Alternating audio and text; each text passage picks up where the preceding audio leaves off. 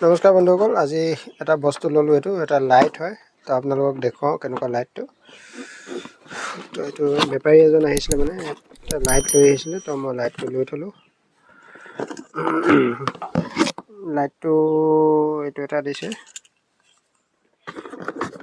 এইটো মেইন ইয়াৰ যোনটো লাইট হয়, এইটো চাৰ্জ দিব পাৰে। লগত এটা চাৰ্জাৰ দিছে এডাল, আৰু এইটো ছলাৰ চিষ্টেম আছে। এইটো ছলাৰতো চাৰ্জ হ'ব ৰ'দত, আৰু এইটো চাৰ্জত, এইটো চাৰ্জতো চাৰ্জ দিব পাৰিব। আৰু এইটো মই জ্বলাই দেখুৱাইছোঁ আপোনালোকক, এনেকৈ জ্বলিব। তাৰপিছত এই লাইটটো জ্বলাব পাৰিব আপোনালোকে ইয়াত এনেকৈ কৰি।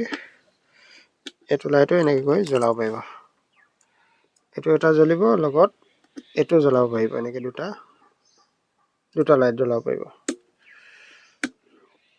তো ইয়াৰ দামটো ল'লে 400 টকা ল'লে। মই দামটো অলপ বেছি হ'ল নেকি, আপোনালোকে কমেণ্ট কৰি জনাবচোন।